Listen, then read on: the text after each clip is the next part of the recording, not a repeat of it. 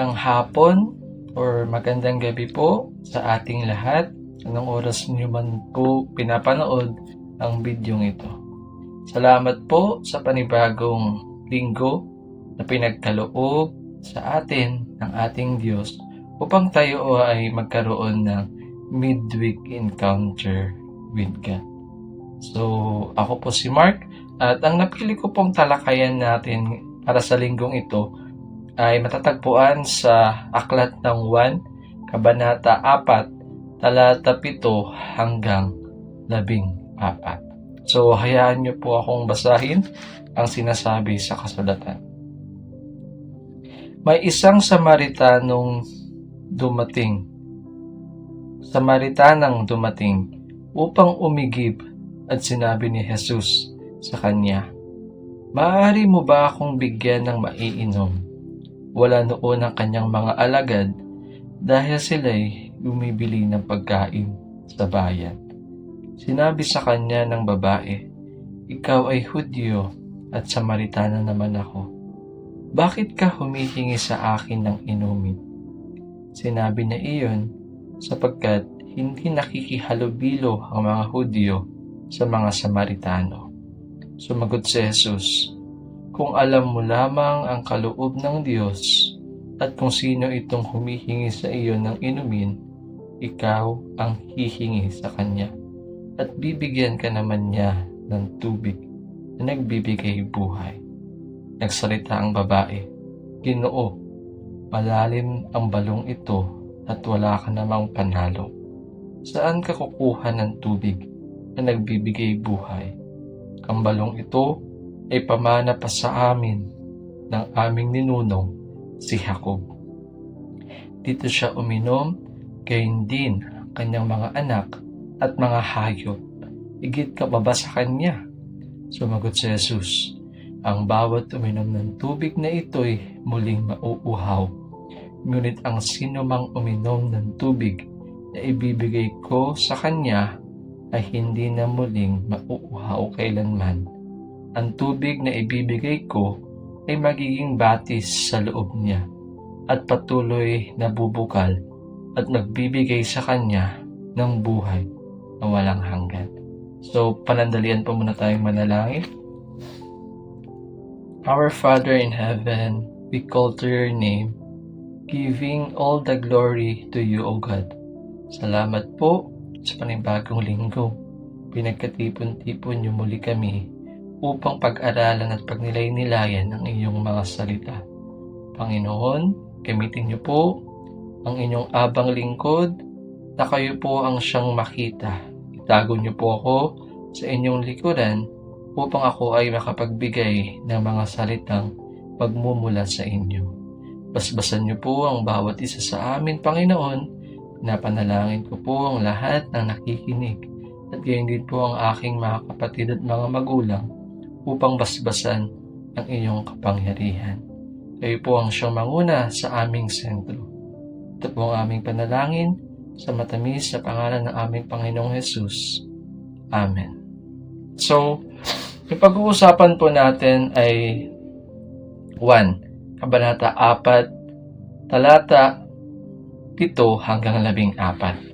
So, ang una po ay, maaari mo ba akong bigyan ng maiinom? Verse 7. Nagsimula ito sa isang katanungan, kaya nais ko rin po kayong tanungin, kumusta po kayo ngayong linggo? Kung ang isasagot nyo po ay, ito, ayos lang, okay lang, bakit hindi po mabuti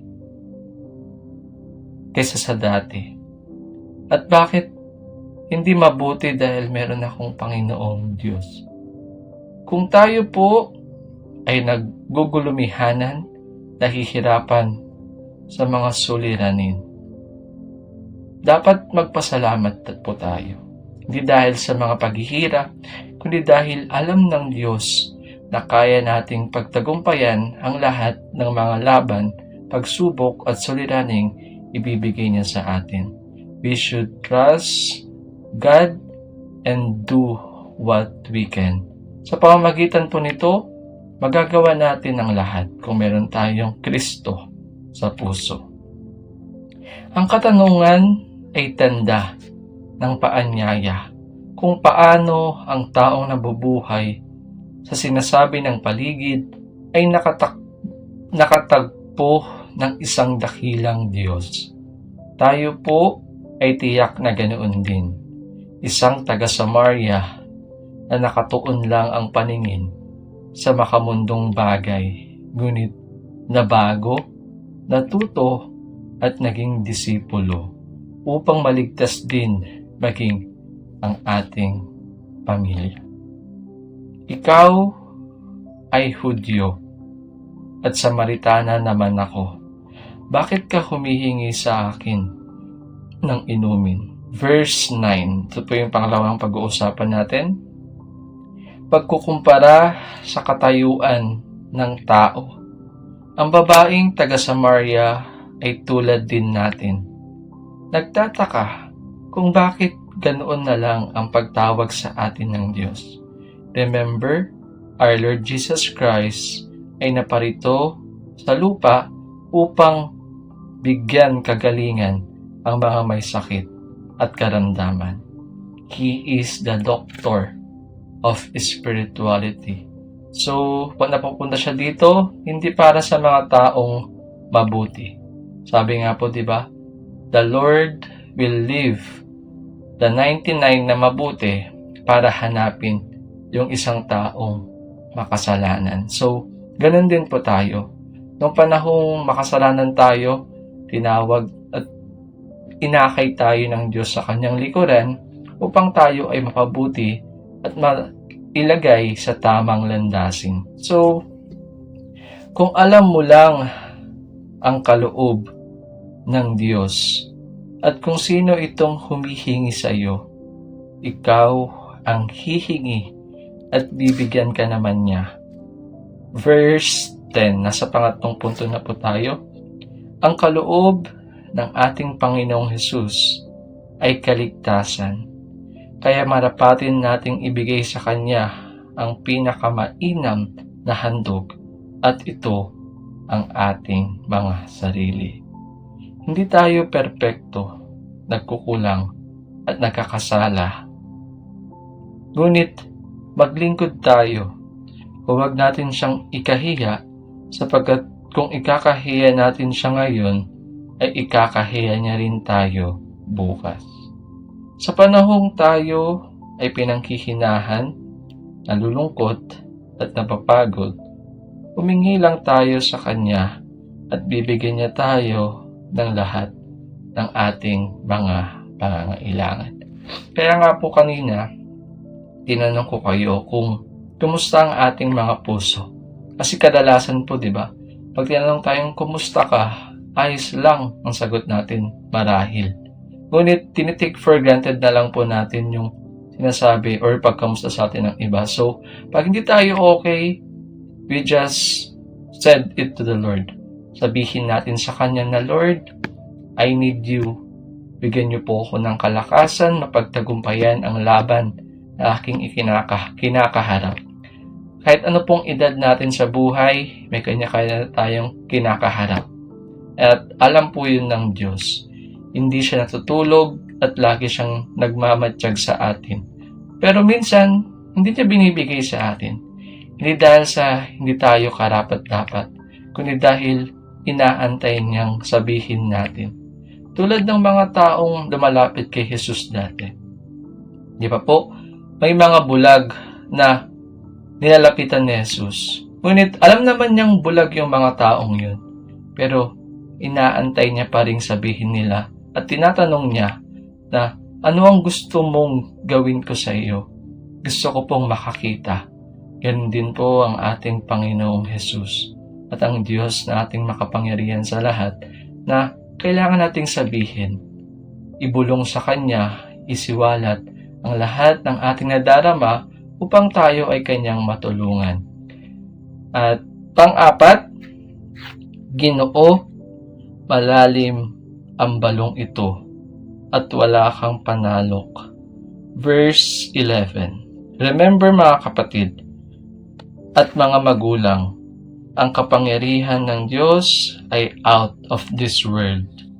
Hindi ito kayang masukat, maabot ng ating sariling pangunawa. Higit ka pa ba sa Kanya? So, balikan po ulit natin yung kanina, no? Ang Diyos natin ay Diyos ng imposible. May mga taong sinasabing, ay, wala na tong pag-asa. May mga gumagaling sa karamdaman. May mga taong mapariwara yung buhay, ngunit nabago dahil sa tulong ng ating Panginoon. So, ano man po ang ating kinakaharap, we should put our faith to our Lord Jesus Christ upang matugunan ang lahat ng ating mga pangamba, paghihirap, kapighatian at mga suliraning kinakaharap. So, we should trust to the Lord with all our heart and lean not on our own understanding. Magtiwala lang po tayo sa Kanya at alam nating tutugunin niya ito. At kung sakali mang ang problema ay ang pananampalataya natin sa Kanya, bumalik lang po tayo sa una o sa simula. Lumapit tayo, magpakumbaba, manalangin at palagiang basahin ang ating Biblia. Ito po ay paalala sa lahat na patuloy tayong lumago, anuman ang ating edad, anuman ang katayuan natin sa buhay, anuman ang nararanasan natin. We should always give time to our Lord para mas mapalapit tayo sa Kanya. Sa pamamagitan nito, mailalayo tayo sa mga bagay na dapat nating maiwasan. Sa mga temptation, magbibigay rin ito sa atin ng kapayapaan sa ating buhay na magiging panatag tayo at hindi na tayo kailanman mangangamba dahil meron tayong Diyos na kayang gawin ang imposible. Kung ang ating Panginoong Hesus ay nabuhay mula sa kamatayan, ano pa ang mga bagay na hindi niya kayang gawin? Kaya, ang bawat tao, ang bawat mananampalataya ay dapat maniwala sa Diyos at sa Kanyang mga salita. Ipamuhay ito upang marami rin ang maligtas at hikayatin natin ang ating mga kasama sa bahay upang sila rin ay maligtas sa tulong ng ating Panginoong Jesus. So, pang-5, higit ka pa ba sa Kanya? Verse 12. Yung context po ng verse 12 is yung pagkukumpara ng babaeng Samaritana kay Jacob na ikinukumpara sa ating Panginoong Jesus. Ang babae mismo ang nagsabi ng mga katagang ito. At oo, sobra pa sa higit at pinakadakila sa lahat ng dakila ang ating Panginoong Jesus. Higit siya sa lahat ng yaman sa mundo. So, we know that Jesus Christ is our salvation. Kumbaga, kung wala ang ating Panginoong Jesus, hindi tayo maliligtas. Kaya, napakadakila ng ating Panginoong Jesus. Sa Kanya, tayo ay naligtas. Sa pamagitan niya, tayo ay binigyan ng panibagong buhay upang magkaroon ng kaligtasan at ng buhay na walang hanggan. Kaya, kung ano man po ang mga bagay na nag-uudyok sa atin upang hindi tayo makapaglingkod, andyan ang pagmamahal sa pananalapi, andyan ang pagmamahal sa mga ibang bagay.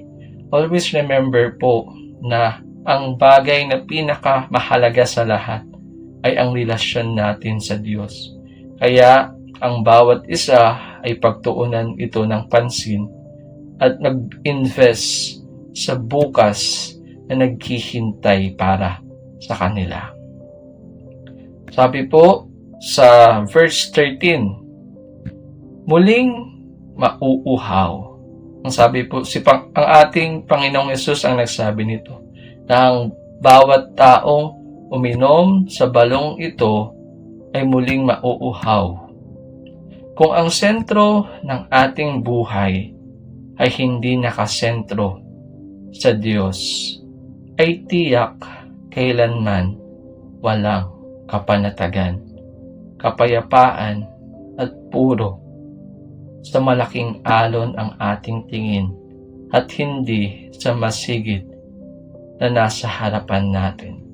Tulad po ni Pedro na nakatingin siya nung una sa ating Panginoong Hesus.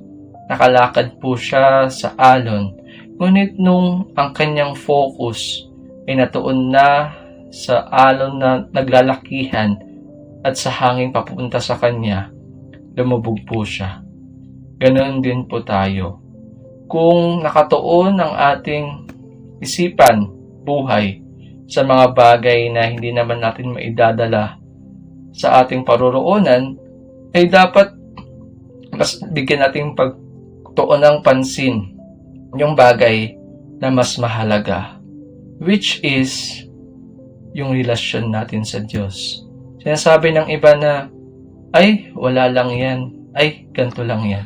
Pero remember po mga kapatid, na yung relasyon natin sa Diyos ay isang bagay na hindi nauunawaan ng lahat. Tulad po ng kay Noah, di ba po? Maraming paalala si Noah, ngunit kakaunti lang or walang halos naniwala sa kanya maliban sa kanyang pamilya. Dumating yung kapighatian, dumating yung pag-ulan, namatay lahat ng mga hindi naniwala. Ganon din po yung mangyayari sa atin. Kung ang oras, atensyon at buhay natin ay nakatuon sa mga bagay na nasa mundo, ay tiyak kapahamakan ang naghihintay sa ating buhay. At panghuli po, magiging batis sa loob niya at patuloy na magbubukal. Verse 14. Ang taong may Kristo sa puso ay laging biyaya sa iba at patuloy na panghahawakan ang salita ng Diyos na naging basihan na sa kanyang panibagong buhay. So always remember po na sa oras na tinanggap natin ang ating Panginoong Hesukristo, kailangan po nating mamuhay ayon sa kanyang mga utos. Pagsikapan po nating maging magandang ehemplo sa ating pamilya, sa ating komunidad, sa ating kapaligiran, at sa lahat ng tao. Let our light shine. With Jesus, we can change everything. We can change the world. We can change anyone. So, panandalian po ulit tayong manalangin para sa ating pagwawakas. Our Father in Heaven, salamat po Panginoon sa panibagong araw na ipinagkaloob ninyo sa amin, panibagong pagkatuto Panginoon. Lord, we know that you will guide our path Panginoon. Kayo po ang siyang manguna sa aming buhay. Kayo po ang siyang maglayo sa amin sa kapahamakan. Humihingi po kami sa inyo ng kapatawaran sa aming mga pagkukulang at pagkakasala, at kayo po ang siyang humawak ng landas ng aming patutunguhan. Iliko niyo po kami kung kami po ay naliligaw, patnubayan niyo po kami Panginoon. Proteksyonan niyo po kami sa bawat araw na aming kakaharapin. Basbasan niyo po kami ng inyong kapangyarihan. Ituon niyo po ang kahalagahan ng aming relasyon sa inyo at huwag niyo po sana kaming hayaang maligaw, Panginoon. I-bless niyo po kami, i-guide niyo po kami. Kayo po ang siyang makita sa aming buhay. This is our prayer. In Jesus' name we pray. Amen.